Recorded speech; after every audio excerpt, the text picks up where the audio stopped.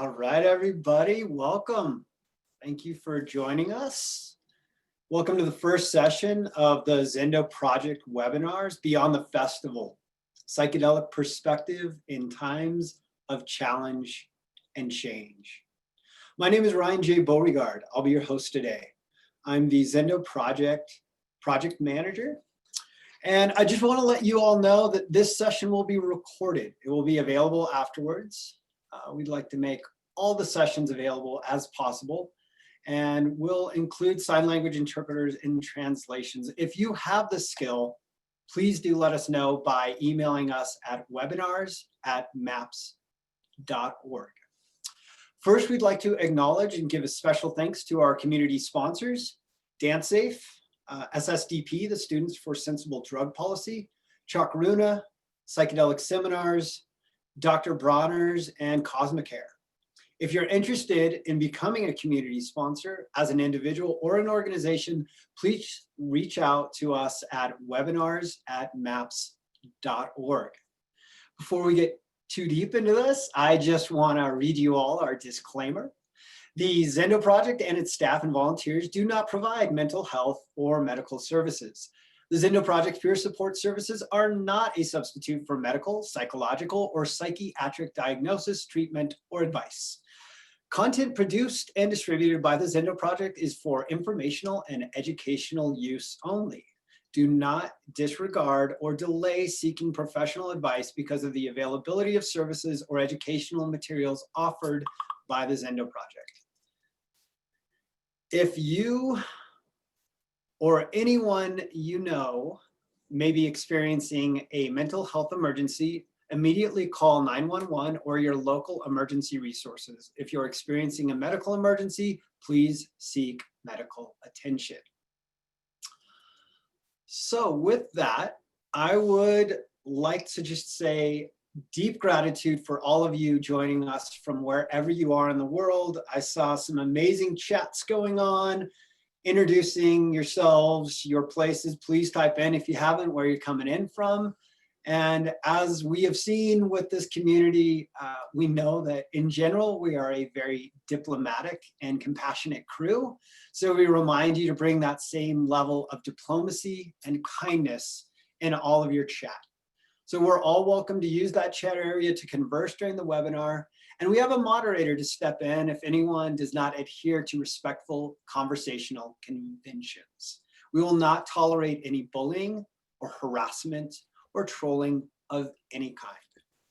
When you want to pose a question for the speakers to answer during the question and answer portion of the session, which will be the last 30 minutes, please use the Q&A function.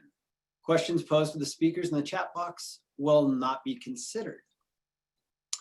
I would now like to introduce our moderator, Katrina Michelle. Katrina, would you introduce yourself to our audience and let everyone know more about who you are, where you're from, and what you're bringing? Sure, thanks, Ryan. My name is Katrina Michelle. I'm really happy to be with all of you here today. I am the new Director of Harm Reduction at the Zendo Project. I started a couple of months ago, and I've been getting my feet wet here at MAPS and having a great time getting to know a little bit about the community and the support that Zendo Project has offered through the years. And today is going to be a great opportunity to speak to Chelsea Rose and Ryan Beauregard himself, who have both been involved with Zendo Project since the beginning. And they have a lot of wisdom to impart, both from the trainings that they've done in the past, and also looking at where we're going as a community in crisis, and how we can use some of the principles that Zendo Project imparts in our trainings to help each other, to really offer peer support in a multitude of ways. So I'm really happy to be with all of you here. Thank you so much for signing on and joining us today. And I hope you will continue with us throughout the rest of our webinar series, which is just starting today, and will be on for the next few Thursdays through November. So I'd like to begin by introducing Chelsea Rose. Chelsea Rose, would you like to tell us a little bit about you and your involvement with the Zendo Project and everything else you're up to in life? Sure. Thanks, Katrina. Super happy to be here with you all. Great to see such a high number of attendees. My name's Chelsea Rose. I have been working with the Zendo Project since 2013. I'm the operations manager, which really means I'm doing a multitude of things, both on the computer behind the scenes as well as at events. Although obviously that's taken a little turn for the moment. I am an associate marriage and family therapist and have also worked with the crisis team at my local ER, supervising and supporting people who come into the emergency room in psychiatric crisis. And then also work with Dance Safe, which is an organization that promotes health and safety in the nightlife and festival community, primarily through harm reduction and peer-based education. And I work with them managing their reagent test kit program. And yeah, super happy to be here with you all. Ryan, would you like to introduce yourself as well? Absolutely. Thanks, Chelsea. I'm joining you all from Boulder, Colorado. It's a little bit smoky outside. Thankfully, the weather is cooperating today. We've had some really serious wildfires. I know all over the West Coast in Colorado. We just had some rain dropping down here in the last few hours, and I just want to give real deep gratitude and praise to all the firefighters all over the country that are keeping us safe, helping mitigate as best they can all these wildfires. So yeah, just really honored to be part of this community and part of this organization. I've been volunteering with Zendo Project since 2013, have had the honor of serving all over, including Africa Burn, Burning Man, Envision, Lightning in a Bottle. I am the programs manager, which means I get to take all these amazing visionary ideas that we have, both from this internal team and the community, and help ground those into reality. And the other piece that I think is worth mentioning, and I'll continue to go into some details about this as appropriate and where relevant, I come to this work through my own psychotic break.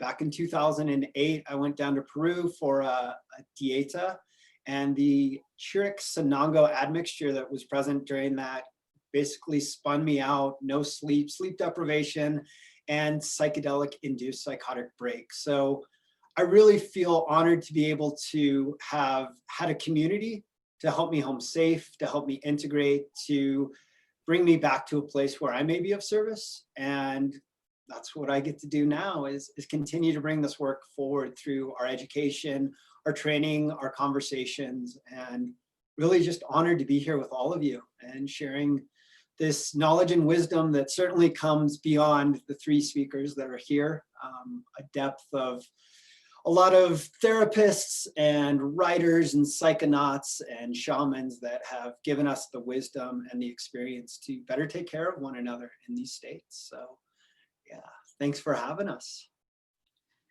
Great, thank you, Ryan. And thanks for sharing a little bit about your personal journey. I also have specialized in working with people in spiritual crisis. And that's a big part of what Zendo Project is about helping people who are going through these openings to states, which can be challenging, and acknowledging that in a challenging experience, the way that somebody is held can make all the difference in how their experience turns out for them. So again, Ryan, thanks for talking about that. And we can talk a little bit more as we go on later about how we understand the nature of spiritual emergence and altered states and psychedelic states. And yeah, so let's get into our slideshow for today. We're going to talk a little bit about Zendo Project and our history and what we've done and some of the tenets that we are guided by.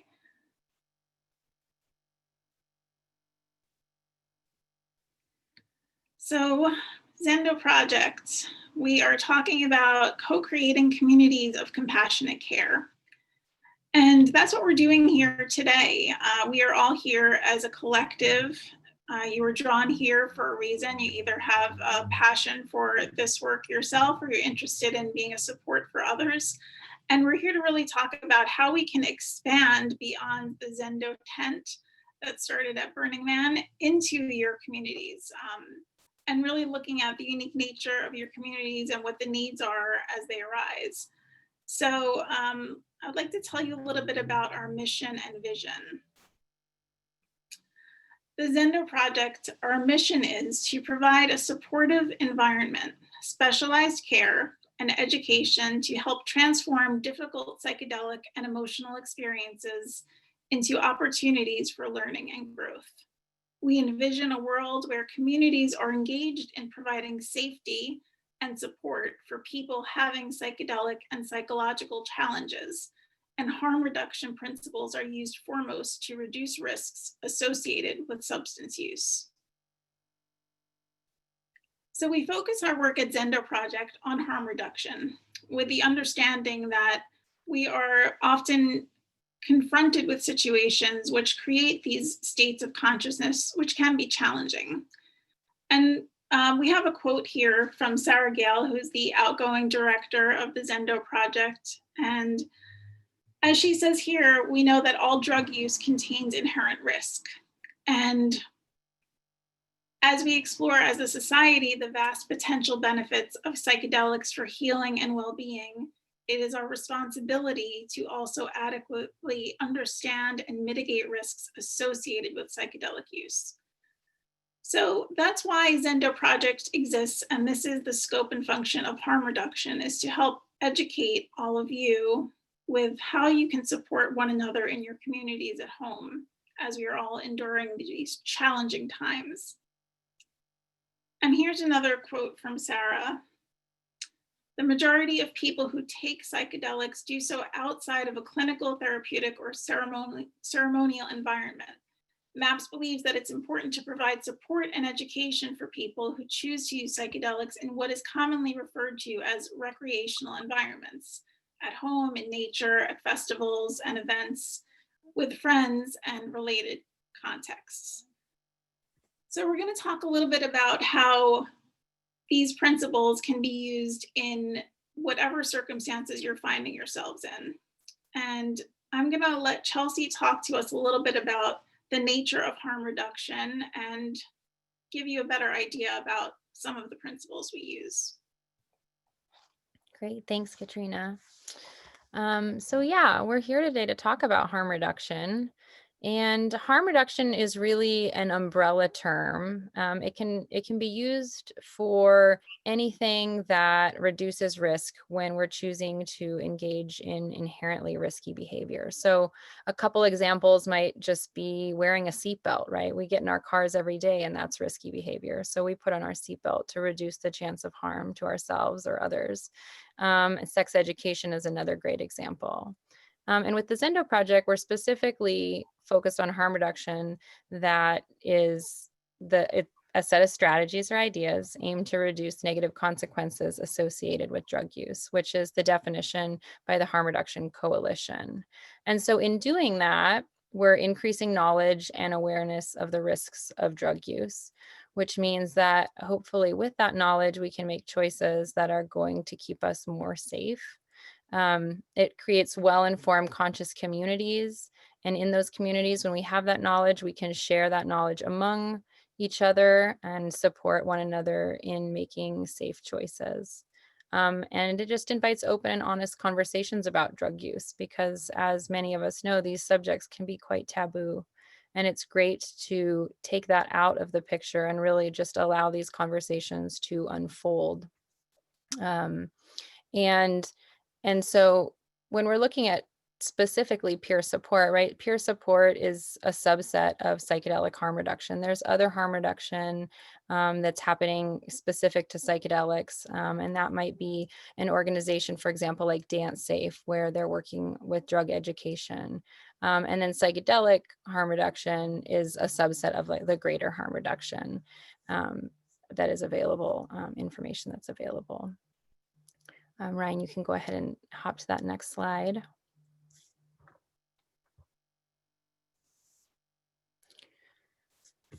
So, we went one too far, I think. There we go. Thanks. So we're here to talk about peer support, and peer support it's essentially there so that we can share and educate and have knowledge about psychedelics and their effects. And that helps us to understand how we might assist somebody who's going through an experience on those substances. There's a lot of really great information available so that we can better understand specific substances and their effects. And like I said, DanceSafe, I refer to DanceSafe often, you'll hear me, as well as organizations like Arrowwood. And the hope that when we have that knowledge, then we can move through those experiences in a way that is both safer, as well as there's something that when we have that knowledge, right, we're going to just operate from a place of feeling a bit more informed and a bit more guided in our own experience. And so additionally, you know, one of the major components of the Zendo Project is the need for there to be compassionate interventions when people are going through those experiences, or when people choose to use psychedelics. And you know, often when someone encounters them, you know, say law enforcement or a medical situation when they're having a difficult experience, often the chosen form of dealing with that might be restraint or sedation. And unfortunately, that can be a traumatizing experience. Not always. There are times where it's absolutely appropriate, but often it's really not needed. And so the hope is that by developing these more compassionate interventions, that we'll be able to assist people through these experiences in ways that don't cause harm, and in fact might create some opportunities for a deeper understanding of oneself. You can go ahead, Ryan. Thank you. So MAPS has been providing harm reduction since the early 2000s, but became Zendo Project specifically at Burning Man in 2012. And since Burning Man in 2012, the Zendo has assisted over 6,000 guests at around a dozen events yearly, and has trained over 3,500 people. And additionally, we are working on worldwide outreach and training. And currently, you know, during these times where we're not at events, we're working on expanding our training program and additional outreach to get this knowledge out there and more accessible to the public.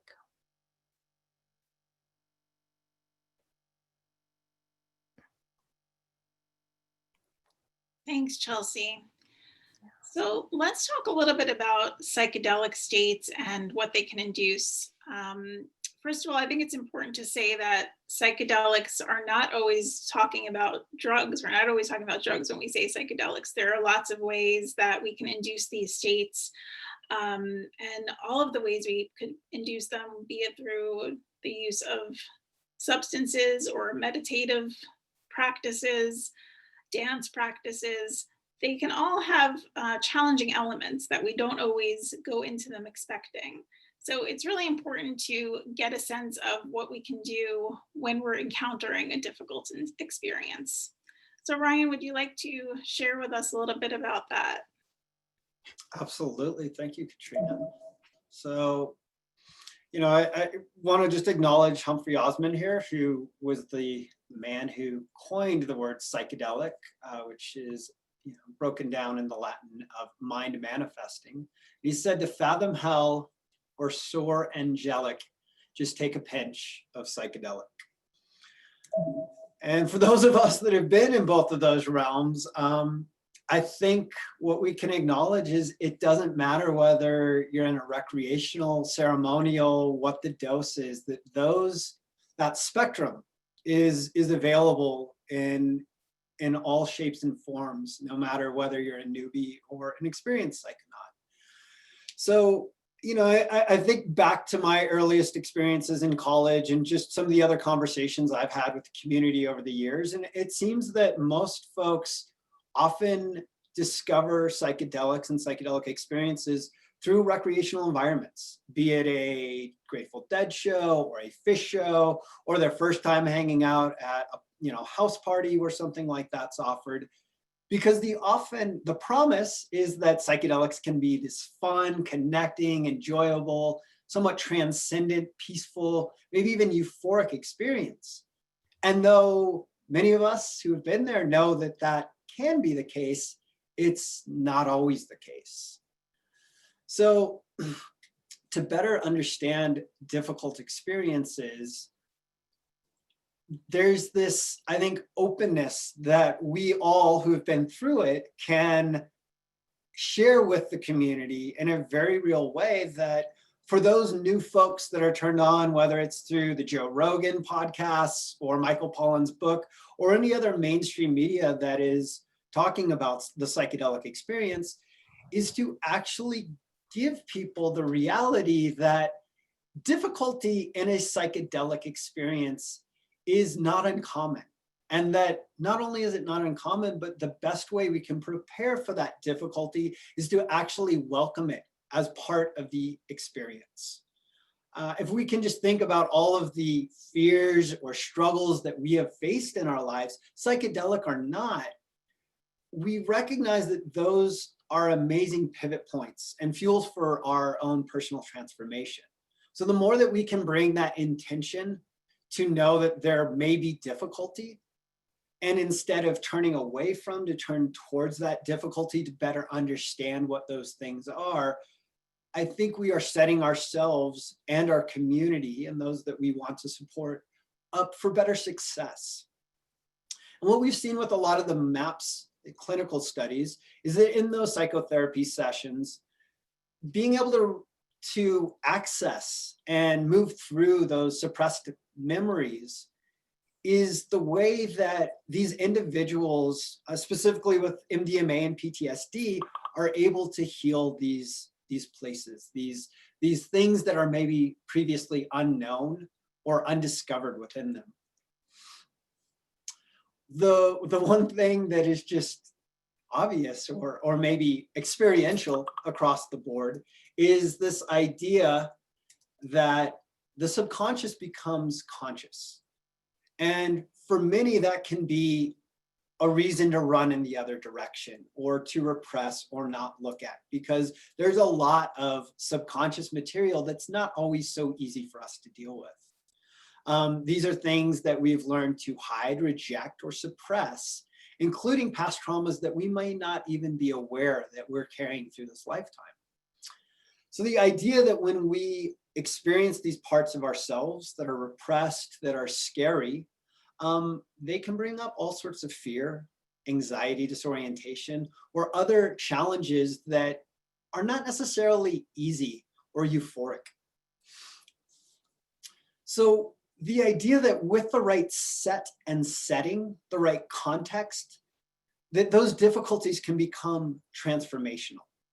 And again, I want to preface this as beyond psychedelics, beyond the festival, beyond substances, that I believe in a lot of the conversations that I've been having with people is that the current state, the new normal that we're calling COVID and quarantine and all the other things that we're going through, is its own version of a psychedelic state. And the more supportive the environment, the more that we're able to work through what's being revealed to us as individuals, as a community. And the more that we can actually help one another in a safe container, the bigger the transformation that we can do individually and collectively. So we're going to talk a lot more about what a safe container is and how we can both create that intentionally, as well as how we might be able to create that when we come upon a situation that needs that sort of help that hasn't been planned for.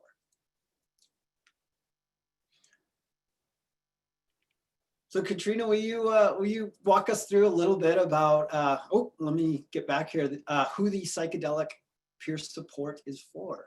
Yeah, thanks, Ryan. So I think this is one of the things that's really important to pay attention to. We certainly all have a role in supporting one another when it comes to lending psychedelic peer support. And it's also important to know where that role begins and where that role ends. So sometimes interfering too much with somebody's process can inhibit what they're dealing with, and prevent them from what could be a growth experience or an important experience. And we also want to pay attention to when our role needs to be left so that we can give it to somebody else who maybe has some more psychological or medical experience if that need arises. So Chelsea, would you like to talk with us a little bit more about that? Yeah, definitely. So peer support skills, who are peer support skills for, right? Peer support skills are skills that anybody can use to serve anybody, a friend, a community member who's experiencing a difficult experience related to the use of substances. But also, these skills can be applied to support somebody who's going through a difficult experience or personal crisis that is not related to the use of substances. And so this is really, like Kat said, bringing these peer support skills out of the tent and into our community. And that may be supporting psychedelic use by a friend, but it may also just be supporting someone through a difficult time. And so it's really great to have these skills in these times, whether that means supporting a friend, a community member, or even ourselves, in these uncertain times such that are happening right now. Ryan, you can go ahead and go to the next slide. However, there is a limit to what peer support is. So we'll just walk through some of these here. So peer support is not medical care or treatment. These sound a little bit like our disclaimer at the beginning, but there really comes a point where it's important for us to recognize the limit of our ability to care for somebody and know when we need to reach out for additional care. And so if you're ever in question that a friend is in medical trouble, it is always best to err on the side of safety and call in support and make sure that they're medically and physically safe. Peer support doesn't provide clinical interventions, so no legal assessments or mediation pertaining to domestic violence or sexual assault. Those are all instances where we really want to reach out for professional help. Same with mental health services, assessments, evaluations. If you're worried that a friend is possibly having something that may look like psychedelics. So psychedelics, a difficult time on psychedelics can look a lot like a psychotic break, which is quite fascinating. And so this is an example of, where you may need mental health services in the picture if you think that that is a possibility, so that someone can get the treatment that they need. And lastly, we don't provide physical restraint or sedation. And if it's getting to the point where something like that is looking like it's needed and someone's not able to keep another person's physical body safe or themselves safe with that person, that's where you really want to reach out and get additional assistance. And then Katrina, do you want to share about the 4 principles, and then we can talk a little bit more about the details of how we really provide peer support? Sure. So what I think is beautiful about the Zendo Project's 4 principles is that they're very simple and easy to access, and they really create a strong foundation to rely on. So when you're sitting with someone, it's first most important, you want to create a safe space. You want to be sure you're sitting and not guiding. You want to be talking them through their experience and not down from it. And you want to remember that though an experience may be difficult, it's not necessarily bad. And Chelsea will share a little bit more in detail about what we mean with these 4 foundations. Wonderful. So our first principle is a safe space. And I always think of it as our first principle because I think of safe space as a foundational human need. So all of us, a safe space might be different to all of us, but it has foundational components, right? It's the perception of feeling safe in that space. And so when we're having a difficult time, if we're in a safe space, that would allow us to move past difficult experiences or stuck places in the experience that's unfolding. And, sometimes we might not feel safe in our own being, or we might not even feel safe in the environment we're in. But if we're with somebody who's present and grounded and calm and compassionate with us, then this can really go a long ways in helping us to feel safe and move through the experience. Also, qualities of kindness and openness allow that space. And so, my experience is that when I feel someone's compassion and empathy, then I'm able to take that in and feel more compassion and empathy with myself.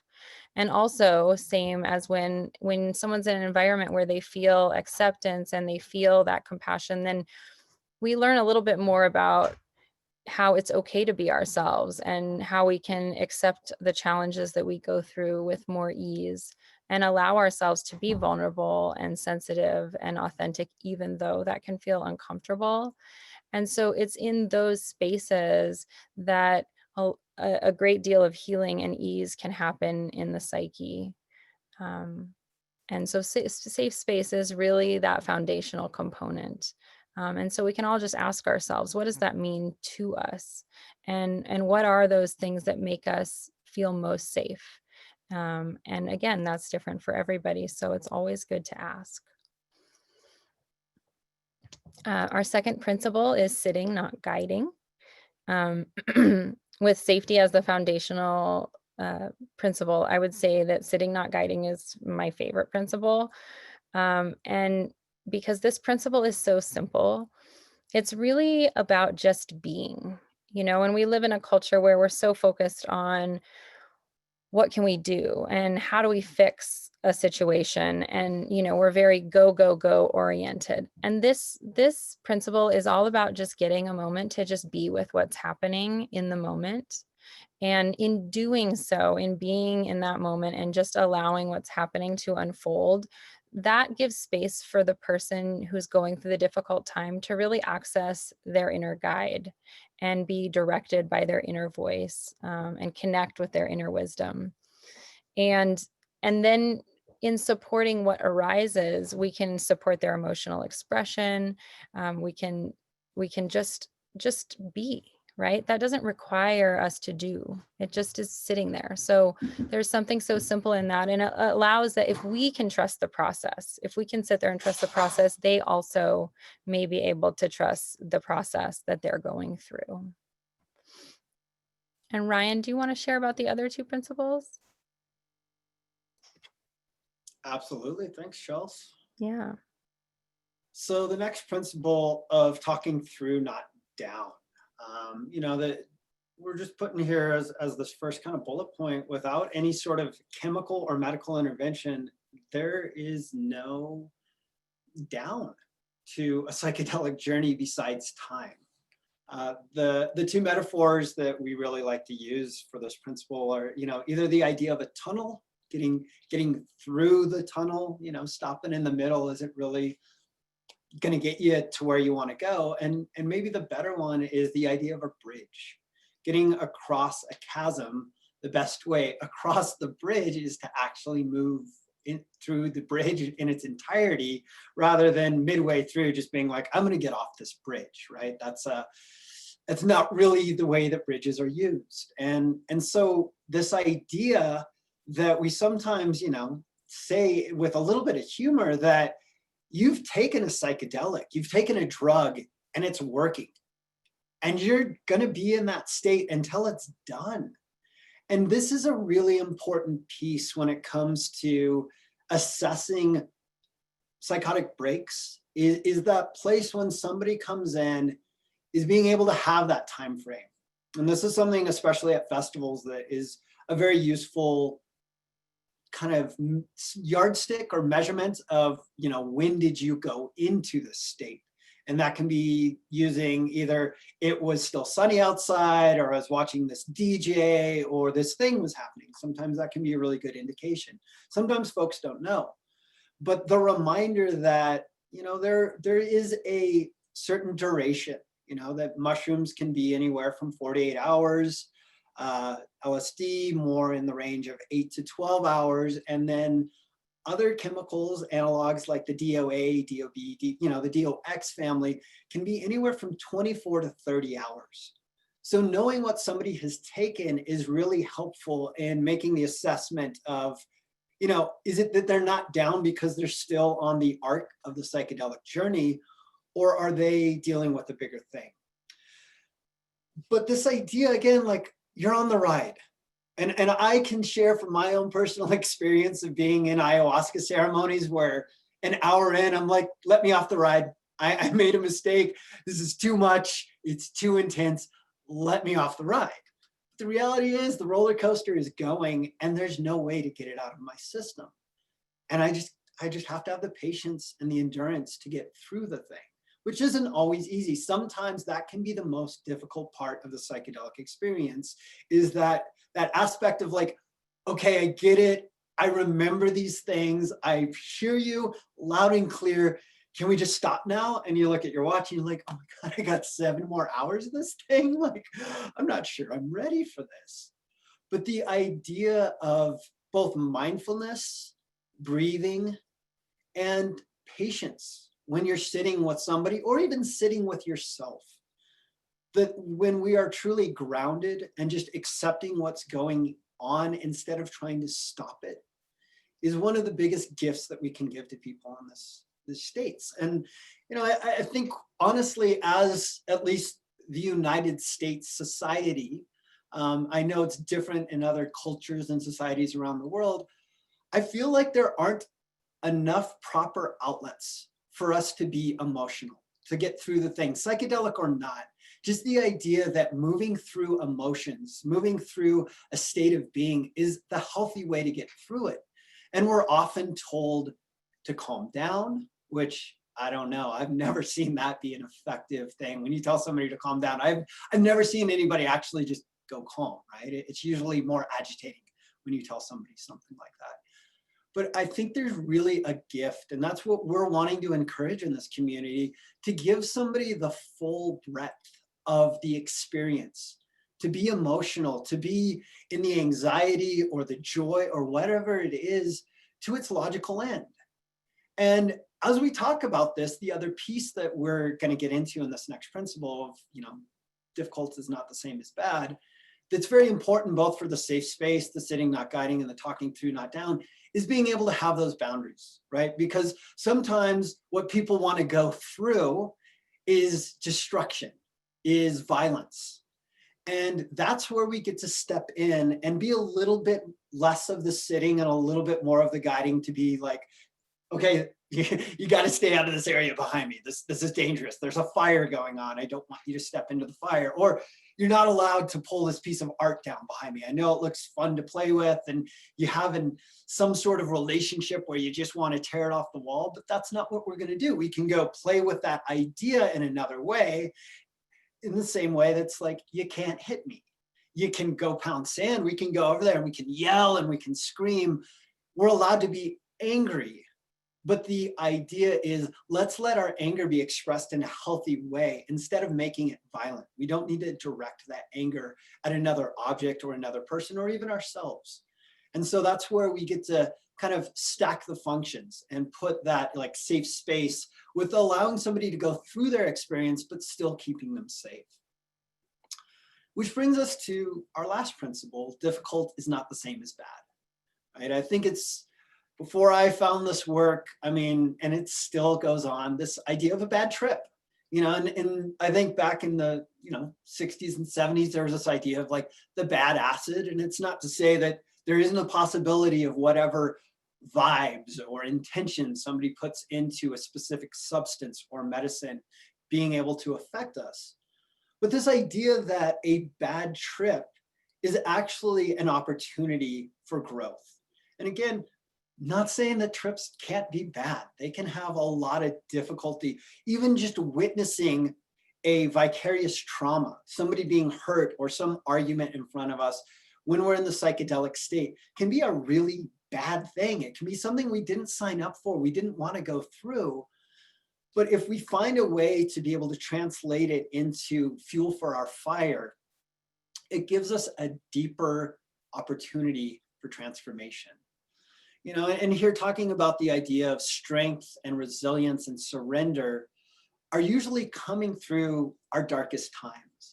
And I just offer to you as the audience to think about maybe some of the hardest things that you've been through, whether those were breakups or deaths or transitions of jobs or moving that have just seemed impossible at the time, and who you've become by making it through that experience, how you've allowed that experience and that difficulty to inform who you are and how you move forward.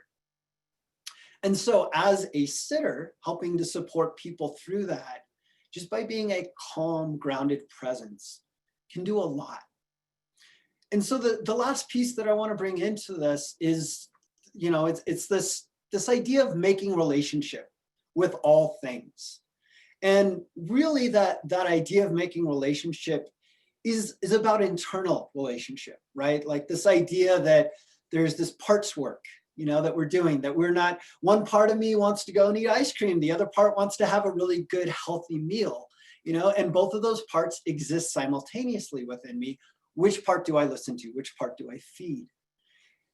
That concept that there are some parts within us that are shadow, right? That are unconscious, that are, if not properly made relationship with, that they're going to be fed unconsciously, that they're going to maybe take over our lives through the forms of addiction or anger, or just expressing ourselves in ways that's not necessarily congruent with our deeper life's purpose and our deeper meaning and fulfillment here on this planet. So the idea that if we really step back and look at all of these parts as, let's say, the Knights of the Round Table, if we look at this kind of in that medieval context, that perhaps some of our parts have been banished or put into the dungeon, and that those shadowy parts are really parts that just want more love.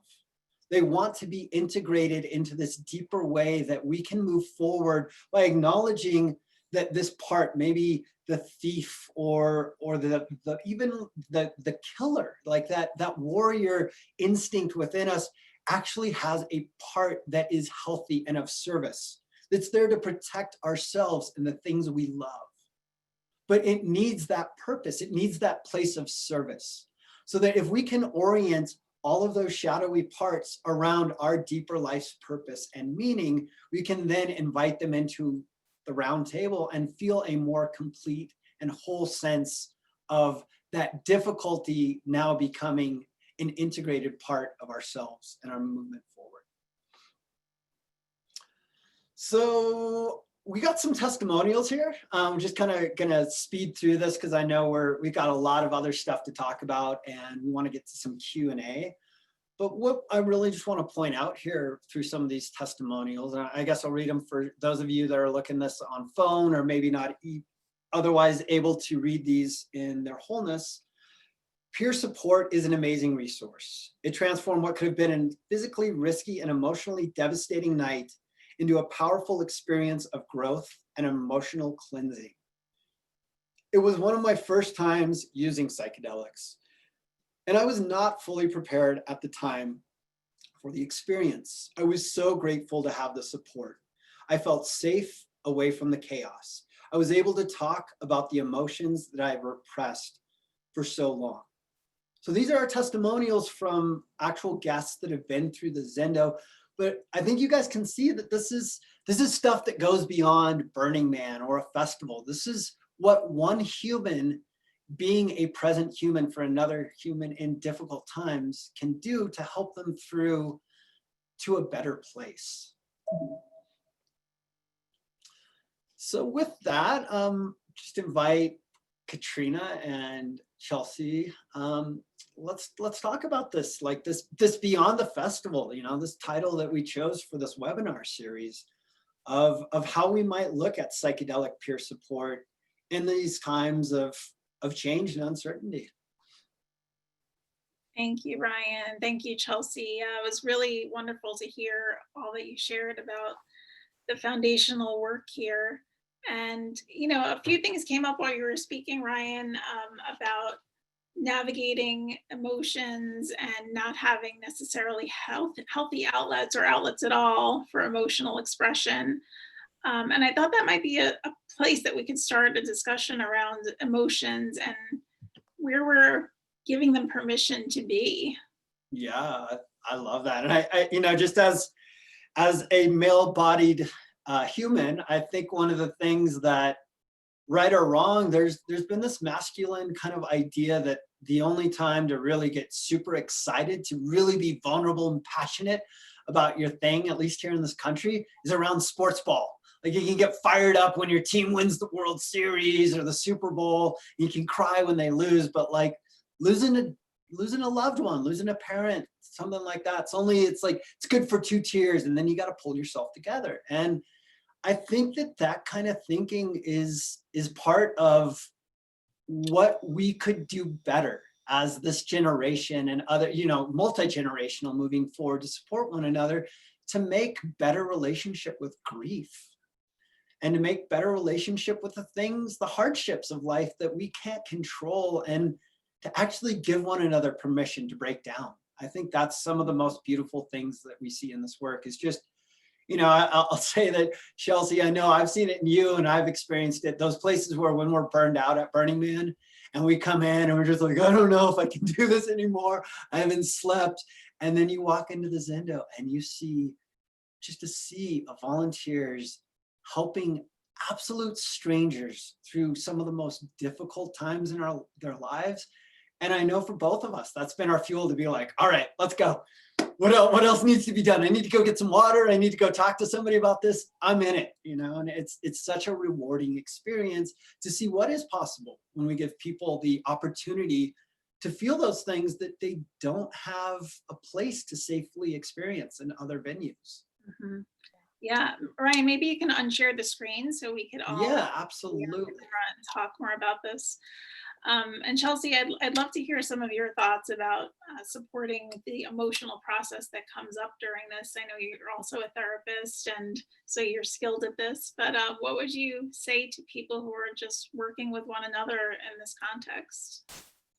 Yeah, it's a great question. And I think one of the reasons that I love harm reduction skills and the Zendo principles so much is that they really are applicable all over our lives. And, sometimes I'm going through a difficult experience and I'm reminding myself, okay, this is another opportunity for growth. And so I think that those sort of reframes of how we look at challenging experiences can be really helpful, in just reminding us in the midst of hard times that there is a greater process unfolding, both for our personal growth and our growth as human beings. And that reminder can settle my nerves a bit. And then I think the other piece is just how valuable community is during these times, and just recognizing the isolation that's going on, and how do we deal with that? How do we deal with that piece? Because maybe someone doesn't have somebody who they can sit with, or doesn't feel like they have somebody to reach out to. And so from that perspective, I really encourage people to just check in on one another. Maybe if it's someone you don't even usually check in on and they cross your mind, reach out and check in. And the other piece that I would say is that just how important self-care is, um, both for someone who's going through a difficult experience, right? Of course, that's important. But also for the people that are supporting other people in these times, is how do we take care of ourselves? And that might be something as simple as, did I eat enough food today? Have I been hydrating? Have I stepped outside and breathed the fresh air and, looked up at the sky and just realized how big this place is? It can be really grounding. And there's just so many pieces. There's so many pieces to what's happening in the world, and, how we're all dealing with it. And, I think a friend can just be a great resource in these times. And so to check in on one another, and also, when you need to, take space. Yeah.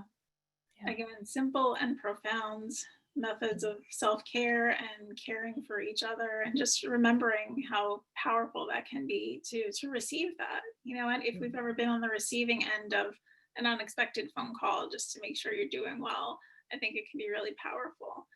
Yeah. So again, it extends even beyond what we're talking about here, to just recognizing that there's a lot of people going through difficult experiences regularly right now. So I think there's also something so great about the psychedelic state. Like there's a magic there that we recognize that we don't always see in our day-to-day, reality, like how much more is going on than we might perceive. And so I always think, like, if someone pops into my mind, maybe they actually need it in that moment, and just like those little synchronicities where, I'll send out a message and they'll say, "Oh my gosh, I was so needing this," or "I was just thinking of you." And so it's kind of even finding the magic in our, in the mundane tasks, in the mundane world, in the mundane interactions, those little bits of magic.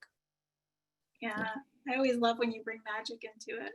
Right. I mean, that's why we're here. We're talking about access to states of consciousness beyond the mundane. So recognizing just the challenge that we can have keeping up emotionally with that, and managing that. Yeah. It makes me think about one of the things that I think is important is integration, right? We have these experiences, and then often we'll leave our circle of support, or we'll leave a festival in normal times, and we've had these profound experiences and we don't know what to do with them. Maybe we can talk a little bit about the importance of integration. Ryan, do you want to speak to what that is? Yeah, absolutely. And I mean, again, for context, I saw a little bit about this in the chat. I'm going to just put this really quick so there's some reference, because it's kind of a obscure thing. But Chiricsanango was the admixture I had from the ayahuasca experience down in Peru in 2008. The integration is a lifelong experience. I mean, that's the reality, I think, of any one psychedelic journey. And I think it's a place that as a community, we could encourage all of our members, both close friends and strangers, to do better. I certainly know of folks that, I think spiritual bypassing, if you're all familiar with that term, is not uncommon with folks that are just like, well, you know what, I do this many ceremonies a month on mushrooms or ayahuasca, therefore I'm good, and it's like, that's a great start, but what are we doing with the takeaways from there? And I think that's the biggest piece that for me, I'll just say integration is about community. There are so many pieces of our individual self that we get to integrate, but where the rubber meets the road is how we're showing up relationally. And I've found that whether it's, men's groups, co-ed groups, integration groups, the idea that we can stand up in front of somebody and say, I did this thing in the past and I am not proud of it. That's my shadow. And I don't want to do that anymore. It's not who I am here to be on this planet. Can you guys keep me accountable? Can you call me out when I'm walking in a way that isn't in alignment with who I'm here to be? And can you do it gently and a little bit gracefully and with some kindness and some compassion? I believe that that's where those hard bits are for our community, but the most useful experiences and support are around those boundaries. And, that's something I didn't really hit on, well, kind of touched into, but I think that's another really beautiful piece around integration is rediscovering our boundaries of what does that look like for our self-care? Who are the people that we want to invite closer into us? Who are the folks that we can still be relational with, but realize maybe that person doesn't deserve our trust or our intimacy because of how they've either violated it or not done an honorable thing with us in the past. And it doesn't make them right or wrong. It's our boundaries of how we play that thing, right? And I think that, Chelsea, we've seen that a lot in our community, both through our volunteer network and our friends and loved ones as we continue to grow, is that people come and go. They come closer, and then, it depends on where they're at in their life. But I think in addition to that community, there's also that self-care piece that you've really hit on, Chelsea, around like, what part of the work are we actually doing? And how are we staying relational with that inner part of ourself that wants to be fed? Because I'll just acknowledge for myself, man, I mean, especially this time of COVID, when I'm not disciplined about it, I find a lot of unhealthy ways to check out. And, on that other state that you're talking about of like, when I have that intuition to reach out to somebody and become relational with somebody on the phone or in person, it feels more engaging than when I've just checked out because like, it's difficult right now and I just don't want to look at it. And I'm curious, Charles, for you, just what, with the crisis work that you've seen, what that integration looks like in the current mental health field, as well as where you've seen within your close community of Grass Valley, Yeah. that piece of integration and support of people through difficult times, psychedelic or not. Yeah. Yeah, I mean, I would just like to start by touching on, how much shame there is in and around substance use. And, in crisis, both in working, in crisis on the crisis team and just working in the field, there is something so important about people being loved through those things. So, and that could be a friend saying, I'm here for you. I know you're going through a hard time, or um, it could be, um,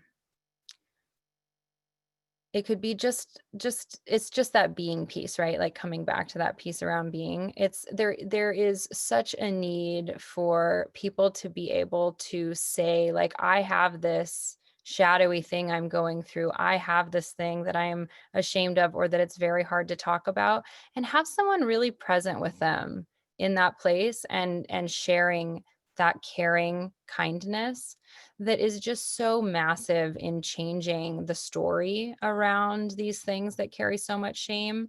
And you see those states come out in the psychedelic experience, right? You see those tender places and you see those dark shadowy places that a lot of us don't want to find ourselves in. And that's such a huge opportunity to learn about ourselves and to have a new story about how someone can show up for us in that space.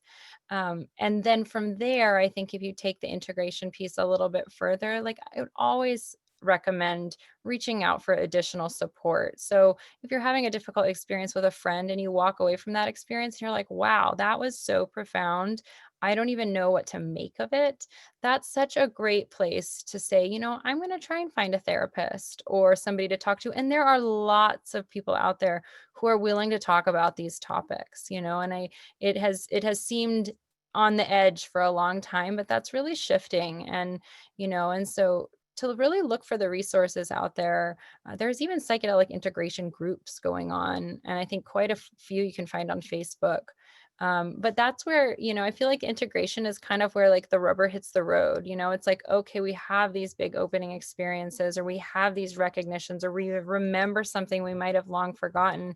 And then from there is really where, how are we going to bring these pieces into our beingness, into the now, and move forward in our lives with that experience. And that's, I would almost say that's as important, if not maybe even a little more important than the psychedelic experience itself.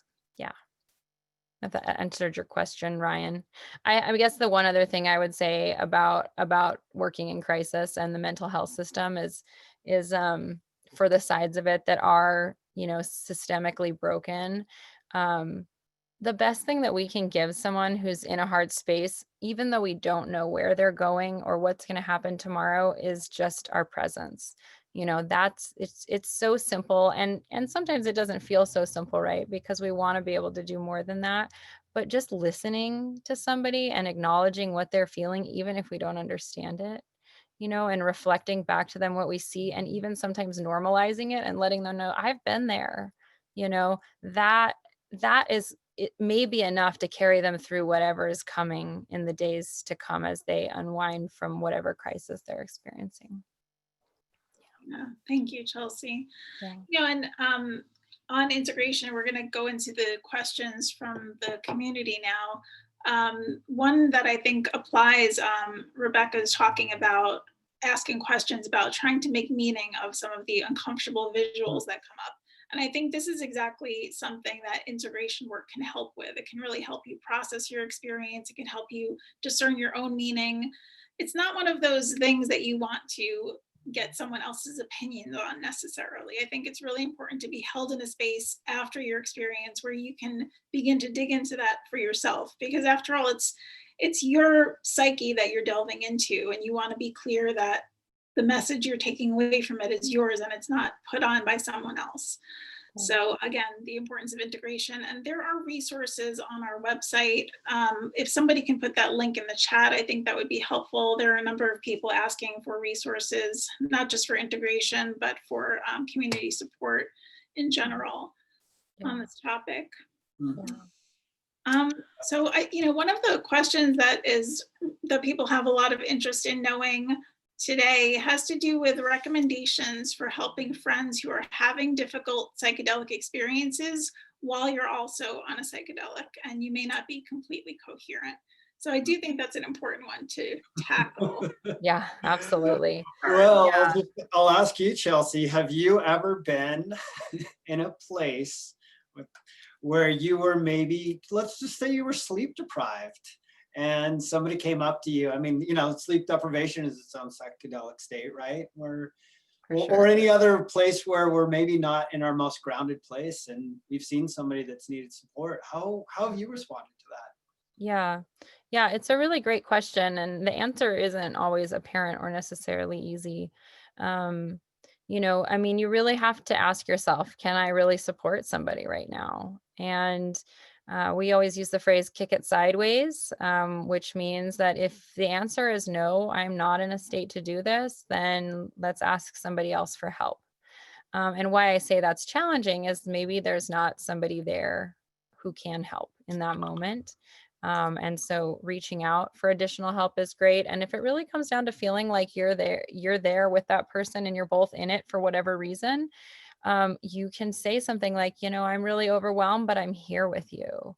Or maybe you just hold hands, or maybe you're just going to lay down together and look at the stars, or, what sort of things might you both benefit from in that moment of grounding back in, and you can get creative and just see what arises in the moment if you end up in that particular situation. But it's not always an easy answer, and there's not always an easy way through that. Yeah, and this, I think, it brings up where Zendo Project is. It's a community. I mean, this is why we're so successful. Like Chelsea and I and Sarah have been at many a festival where, we just can't do this alone. It takes a sea of volunteers to be able to support, and not just from a sheer, numbers thing.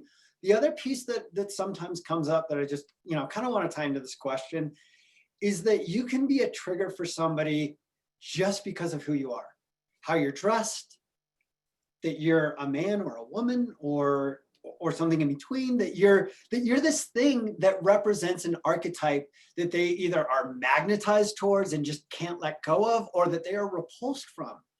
And it's hard to sometimes not take that personally, but when you're in a team, that's really where it's advantageous to kick it sideways and be like, man, I'm this trigger for you, but this person over here, as soon as you start talking to them, you guys are best buds. And I'm just going to fade into the background, and you're going to forget that I was that agitated thing in your brain or your body or whatever. But, on the other side of this, I have been in those places where, let's say on my night off, I encounter a thing and I'm maybe a little bit altered, and I always have to check myself. I mean, it's nice when we live in, a temporary city of Black Rock, and there are support such as the Rangers and the Zendo Project and other folks. But we all, like Chelsea said, it's that thing of checking yourself. And in our experience, it's better to be someone who's there helping rather than somebody who's walking away, but also checking yourself to the best of your extent. We've had volunteers come in and be like, hey, can I be on MDMA? Because I find when I'm on MDMA during my, with other things, I'm really empathetic. And it's like, that's cool, but no, at Zendo Project, we're requiring you to show up to your shift sober. Again, for folks that are here in the community, you might be at a house party and not in the best state.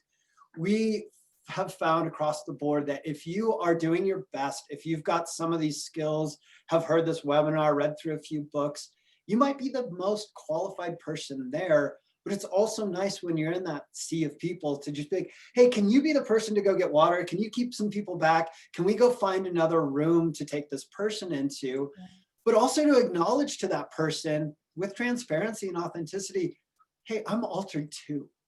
Like, I want you to know, like, hey, you're asking me these questions. Like, is that a cop across the thing? And it's like, I'm pretty sure that's like a stripper dressed up as a cop. That's not a real police officer. Like, we're good to go. Or like, I have no idea, man. Like, I see who you're talking about, and I can't make that differentiation between whether that's a costume or an actual law enforcement personnel.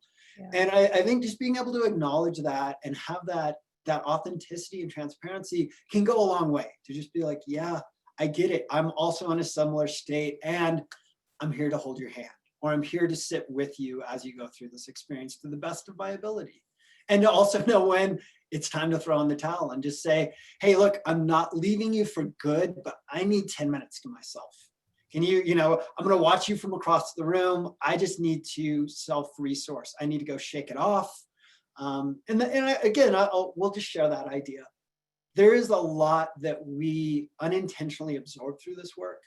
And it's a good reminder, whether it's taking a shower, going outside and screaming, dancing, moving, journaling, to not hold it in, but to actually move through this thing. It's not ours to hold. It's ours to just kind of brush off and let go of, so that we can be more open to the next thing that comes our way. Kat, it also reminds me of just the concept of set and setting, which we usually touch on in our trainings. When I saw a few questions there about it.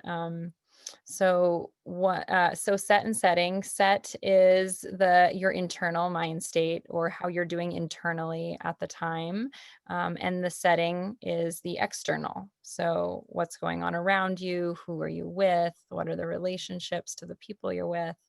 And so asking yourselves about those variables as you decide to go in on an experience like this is really helpful, right? Because you can set yourself up to hopefully set the setting in a good way.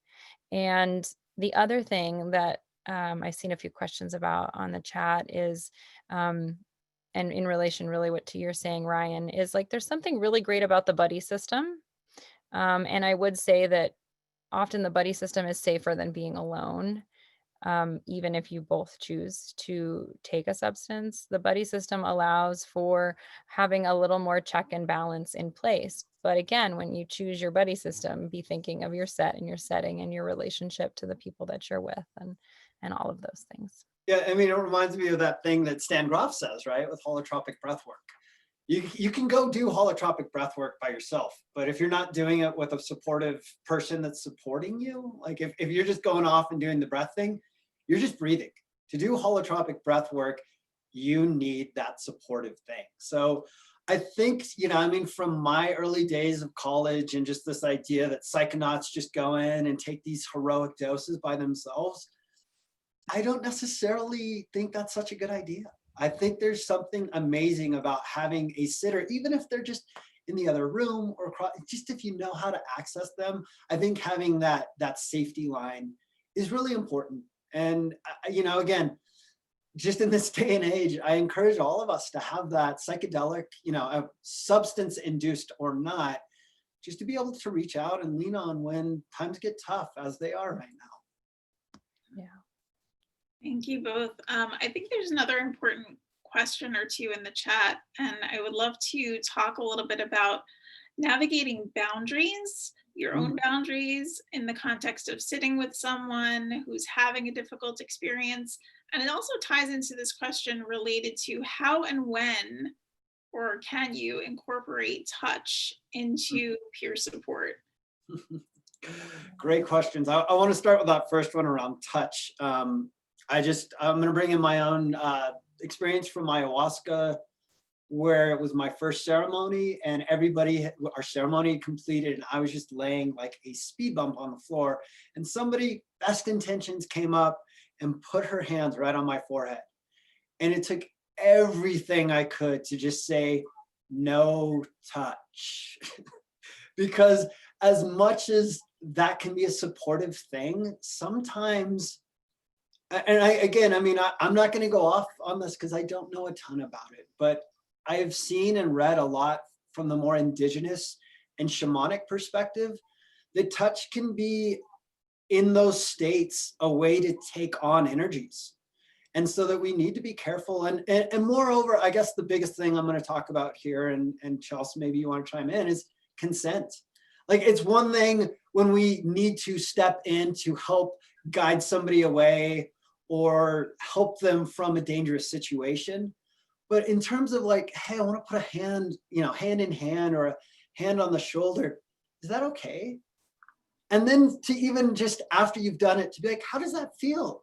Because somebody might say, yeah, that's great. Put your hand on my shoulder. And then, I mean, just my own upbringing and things of like conflict or being able to say no after I've said yes can be a difficult thing. So as a guide, it's really nice to then check in to be, how does this hand on your shoulder feel? Is that too much weight? Is that too much pressure? Would you like me to squeeze harder to remind you I'm here? What do you need? And just constantly checking in and around those boundaries around touch, especially. Yeah, it's definitely a complex topic, really. I think when somebody is altered, it's also, we have to ask ourselves, can they consent? And I think from that place, we're going to just be as cautious and aware as possible.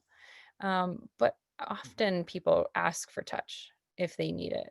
Many, many times I've had people ask to hold my hand or put my arm on their back or something of that sort. So, I think ideally maybe wait to be asked in specific to touch. But if you're feeling like that's needed, then definitely asking is important and being mindful of how the answer comes through. Um, and just for boundaries in general, I mean, boundaries, I would say, is a lifelong journey for everybody. And boundaries are both what we allow in and also how we come out, right? So it's a boundary is a two-way street. And I like to think of myself like wrapped in a boundary quilt, or it could be a magic cape or whatever it is. If I'm feeling like I need to figure out where my boundaries are, that's one way that I just envision myself wrapped in. And I'm like, am I going to let this come in? Do I want this to come in? Do I need to put up a boundary? And then also, how am I going to express myself? If I'm mad, how am I going to say that? And just to kind of to work on what that means to have boundaries and containment. And I do think boundaries are incredibly important aspect of harm reduction in the world in general. And so I think that is it's a really important question, and it's a question that takes self-discovery and self-inquiry and conversation. And I just so encourage that inquiry and conversation, because we're always coming up against different situations in life. And in every situation, we have to ask ourselves, where are our boundaries and where are the other people's boundaries? And how do I navigate this with grace? That's a constant dance. And so, yeah, just encourage that question in conversation in your lives. Yeah. And I think a really good litmus for that is like, how do you feel? What's coming up in your body? Does it feel okay? With each boundary, because sometimes you can start with a thing, you're like, oh, this is okay. And then it slowly just pushes where you're like, oh, this doesn't feel so good anymore.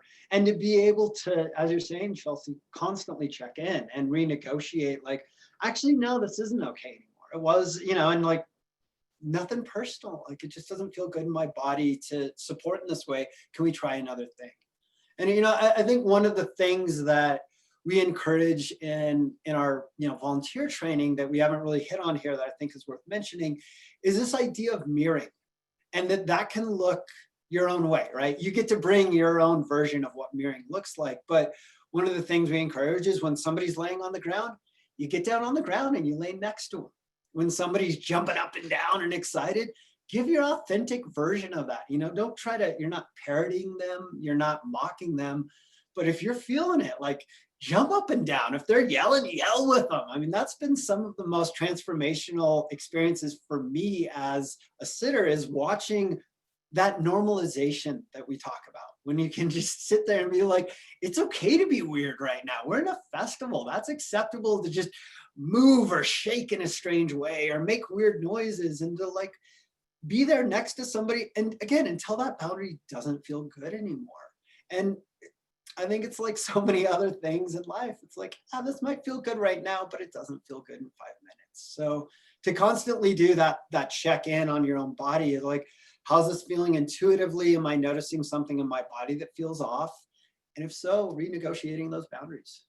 Yeah, thanks, Ryan. And I think that's something that comes with practice, right? And not just practice when you're sitting with someone or when you're in ceremony with a group, but practice being attentive to yourself and your own needs and what's coming up for you on a daily basis. And also when you're with anyone in everyday life, just noticing the nuances that go into nonverbal communication and getting familiarized with how somebody might be communicating they do or they don't want touch, or they need space, or they need to be held, and what they're asking for.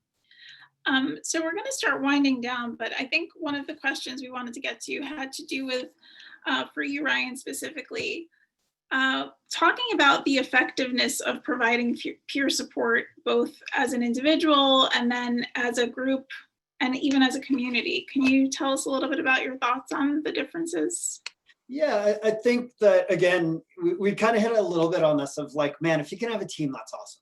And yet what one individual can do by just walking up to somebody in grief who seems off. I mean, I think that's the other thing that we need to acknowledge, that societally, it's a thing that we often walk away from. You know, you see somebody in the street that's doing something that's like, wow, that person's crazy, or they're, you know, they're agitated or violent. Like, check in, right? Is that a safe situation to approach before you even get into it? But that's where, when you have a friend, to just be like, hey, I'm going to go up and talk to this person. Can you keep your distance and just make sure that I'm safe and be on the ready in case things just go south? But I believe that the bigger movement here is community oriented, is really being able to make better relationships across the whole spectrum. And I think that, as one of my teachers recently pointed out, like, we've gotten so binary, to be like, it's either black or white, like you're either red or blue, there's like no in between. And I think the more that we can cross our boundaries of comfort, whether that's, you know, through our own, what we consider our friend groups, or our, you know, who we're willing to talk to about, say, politics, or, you know, life purpose, the meaning of life, any of these things, I think there is an opportunity for all of us to be a little bit more camouflaged in some ways, to like take these conversations as a team, as a community, and evolve together by being more curious, rather than saying, here's my, like, this is what we do in this situation, and I know what to do with this tripper, but to like step back and be like, hey guys, what should we do? Like, I don't know here. And even more so on these bigger conversations that we're up against, whether they're around our own values or anything else that we come up against with loved ones or strangers, to ask it from a place of curiosity rather than righteousness. And I think that's where, you know, this idea of the team approach really helps. Is like to have the team check and balance, to be like, hey man, we're all on the same team about our values, but like, man, you're bringing a lot of ego to this thing, or a lot of righteousness to this thing, of like, your way is the only way, or my way is the only way to take care of this person in need. And so I think one of the greatest things that we can do right now as a community is have that accountability of our leadership, and those checks and balances with all the people that we're interacting with, of like, hey, did that thing, and how did that sit with everybody? Like, I don't, like, am I, and you know, and then to be able to take the feedback and be like, oh, that wasn't so awesome, and thank you, you know, I appreciate that you gave me some honest and maybe not so comfortable feedback, so that I can respond differently in the future. And that's where, again, if you're the only person around, be that individual. Step up for what you know in your heart is right, even if people are telling you you're wrong for like wanting to help or wanting to believe in this thing, or doing that thing. But man, it's powerful when we're doing this as a community. And that's where I believe, and I think we've seen that within Zendo Project, diversity is key, right? Instead of like, we're all preaching to the choir, it's like, we are successful, I believe, as a Zendo community because of the diversity of backgrounds, approaches, people's values, people's belief systems, that really gives us some next level stuff. So, you know, I know we're getting close here. I just want to make a quick plug for the diversity that we're about to get into in these weeks to come with our webinars. So I just put our webpage into the chat here. We've got some amazing stuff coming up on decrim. We've got another amazing conversation on, let's see, psychedelic decriminalization will be October 29th. psychedelic support for BIPOC communities on November 5th, harm reduction psychotherapy and psychedelics on November 12th. And then Rick Doblin will be joining us on November 19th for a conversation called Psychedelics and Their Integration into Society. So I am really excited. We've had the opportunity as staff to have some of these behind the scenes meetings with some of our panelists, and I'll tell you, they are excited, and we're excited to share this stuff with you. So we encourage, if you haven't already, go and register for these upcoming things.